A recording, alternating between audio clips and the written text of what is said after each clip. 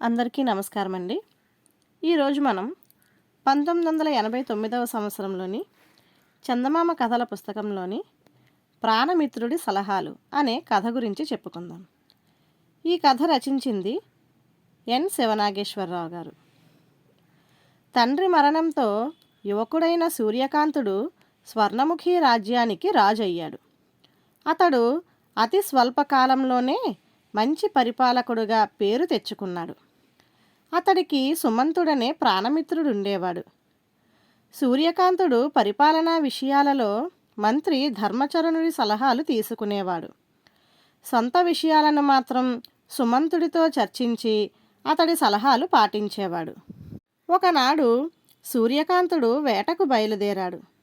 ఆ సమయంలో రాణి విద్యాధరి అతడితో, ప్రభు, ఈరోజు నా జన్మదినం, త్వరగా వచ్చేయండి అని ప్రత్యేకంగా చెప్పింది. అయితే వేట తమకంలో పడి సూర్యకాంతుడు విద్యాధరి జన్మదినం గురించి మరిచిపోయి ఆలస్యంగా అంతఃపురం చేరాడు. ఇందుకు విద్యాధరి భర్త మీద అలిగింది.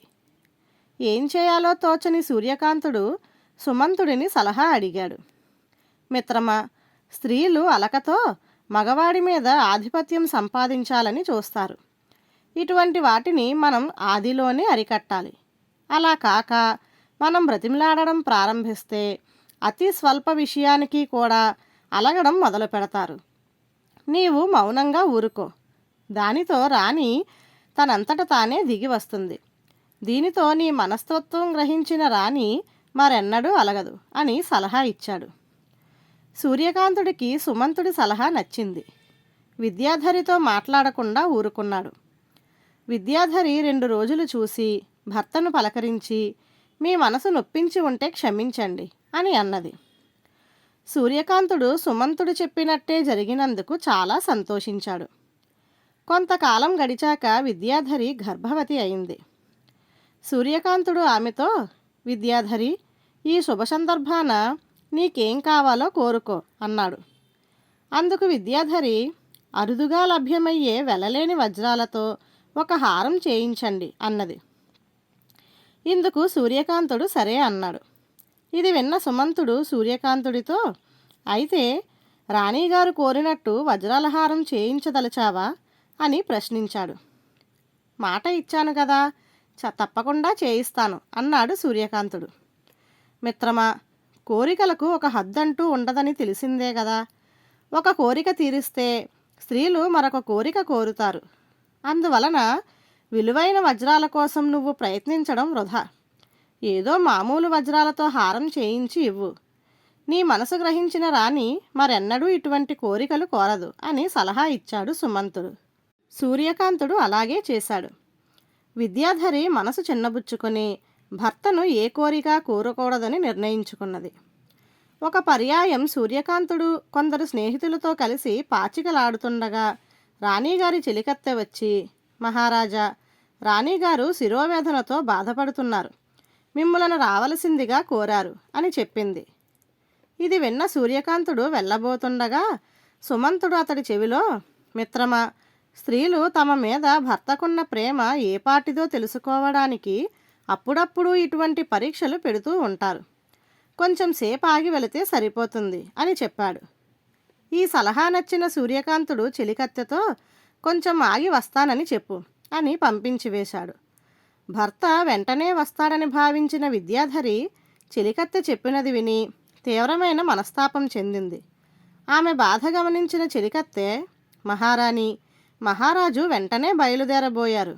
అయితే ఆయన మిత్రుడు సుమంతుడు చెవి దగ్గర ఏదో గుసగుసలాడడంతో మహారాజు మనసు మార్చుకున్నారు అని అన్నది.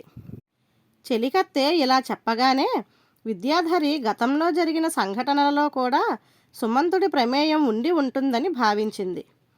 ఆమె వెంటనే మంత్రి ధర్మచరణుడికి కబురు పంపింది.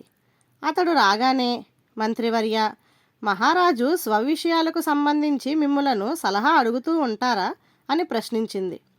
అలాంటిదేమీ లేదమ్మా, మహారాజు తన మిత్రుడైన సుమంతుడితోనే సొంత విషయాలు చర్చిస్తారు, సలహాలు కూడా తీసుకుంటారు అని చెప్పాడు ధర్మచరణుడు. దీంతో విద్యాధరికి భర్త అర్ధరహితంగా ప్రవర్తించడానికి కారణం సుమంతుడని తెలిసిపోయింది. విద్యాధరి సుమంతుడి కుటుంబం గురించి వివరాలు సేకరించింది. సుమంతుడి భార్య పెంకిఘటం. భర్త మాట వినదు. ఆమెను సరైన దారిలో పెట్టడానికి సుమంతుడు ఆమెతో కఠినంగా ప్రవర్తిస్తూ ఉంటాడు.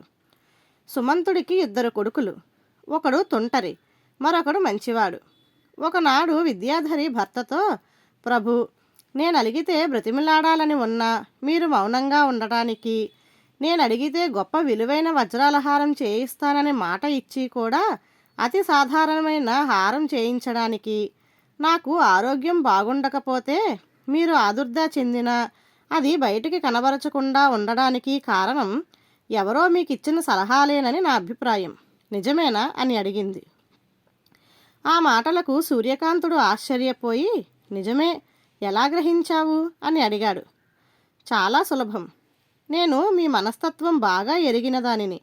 మీ చర్యలకు మనస్తత్వానికి ఎంతో భేదం కనబడుతున్నప్పుడు అది ఎవరో ఇచ్చిన సలహా అని ఊహించాను అన్నది విద్యాధరి. సూర్యకాంతుడు భార్య తెలివిని మెచ్చుకొని, నా ప్రాణమిత్రుడు సుమంతుడు ఇచ్చిన సలహాలే నా ప్రవర్తనకు కారణం. అతనేం చెప్పినా నా మంచికే అని నా నమ్మకం అన్నాడు. ప్రభు, ఒక వ్యక్తి మీద నమ్మకం ఏర్పరచుకునే ముందు అతడు ఏ సమస్యనైనా పరిశీలించి పరిష్కార మార్గం చూపగల సమర్థుడో కాదో ఆలోచించాలి. అలా కానప్పుడు మనకు కొత్త సమస్యలు ఎదురవుతాయి అన్నది విద్యాధరి. నువ్వు చెప్పదలిచినదేదో వివరంగా చెప్పు అన్నాడు సూర్యకాంతుడు. అయితే వినండి, ఈసారి కలిసినప్పుడు సుమంతుణ్ణి ఇలా అడగండి అని ఆ అడగవలసినదేమిటో సూర్యకాంతుడికి చెప్పింది విద్యాధరి. ఆ సాయంత్రం సూర్యకాంతుడు ఉద్యానంలో ఉండగా సుమంతుడు అక్కడికి వచ్చాడు. సూర్యకాంతుడు అతన్ని, మిత్రమా, నీకిద్దరు కొడుకులని నాకు తెలుసు. వాళ్ళ గుణగుణాలు ఎటువంటివి అని అడిగాడు. పెద్దవాడిలో అల్లరితనం ఎక్కువ, చెప్పిన మాట వినడు. రెండోవాడు బుద్ధిమంతుడు, చెప్పిన మాట వింటాడు అన్నాడు సుమంతుడు. నువ్వు చెప్పిన మాట ఇద్దరూ వినలేదనుకో, అప్పుడేం చేస్తావు అని ప్రశ్నించాడు సూర్యకాంతుడు. ఏముంది, 2 దెబ్బలు కొడితే మొదటివాడు దారికొస్తాడు, 2 మంచి మాటలు చెప్పి బుజ్జగిస్తే రెండోవాడు దారికొస్తాడు అన్నాడు సుమంతుడు. సూర్యకాంతుడు ఒక్క క్షణం ఆగి, నీవు నాకిస్తున్న సలహాల గురించి నా భార్య ఊహించింది. నీ పిల్లల విషయంలో తెలివిగా వ్యవహరిస్తున్న నువ్వు ఇతరుల విషయంలో మాత్రం తెలివి తక్కువగా వ్యవహరిస్తున్నావన్నమాట. దాన్ని చక్కదిద్దుకోమని చెప్పమన్నది అన్నాడు. ఇది విన్న సుమంతుడు ఆశ్చర్యపోయి, నిజమే మహారాజా, మహారాణికి నా క్షమాపణలు చెప్పండి. ఇక ముందు నన్ను సలహాలు అడగకండి. మహారాణి గొప్ప మేధావి, వినయశీలి, ఆమె సలహాల ప్రకారం నడుచుకోండి అని అక్కడి నుంచి వెళ్ళిపోయాడు. సూర్యకాంతుడు జరిగినదంతా విద్యాధరికి వివరించి, సుమంతుడు నీకు క్షమాపణలు ఎందుకు చెప్పమన్నాడో, నీ సలహా ప్రకారం ఎందుకు నడుచుకోమన్నాడో నాకు అర్థం కాలేదు అన్నాడు. అందుకు విద్యాధరి చిన్నగా నవ్వి, ప్రభు, సుమంతుడి భార్య పెంకిఘటం, అతని మాట వినదు. ఆమెను దారిలో పెట్టడానికి అతను ఆమె అలిగినా బ్రతిమాలడు, నగలు అడిగినా చేయించడు, అనారోగ్యంగా ఉన్నా నమ్మడు. అలా చేస్తే మరింత పెంకితనం అబ్బుతుందేమో అని. సుమంతుడు తన భార్య వంటివారే, అందరి భార్యలు అన్న అపోహతో మీకు అలాంటి సలహాలు ఇచ్చాడు. నా మాటగా మీరు అడిగిన ప్రశ్న విని తన తప్పు గ్రహించి నన్ను క్షమాపణ కోరాడు. ఆ ప్రశ్న నేనే అతన్ని అడగవచ్చు, కానీ అభిమానపడతాడన్న ఉద్దేశంతో మీ చేత అడిగించాను. అందుకే నన్ను వినయశీలి అన్నాడు అని చెప్పింది. సూర్యకాంతుడు చిరునవ్వు నవ్వి, నువ్వు చాలా తెలివిగలదానివి సుమా అని భార్యను ఎంతగానో మెచ్చుకున్నాడు. ధన్యవాదాలు.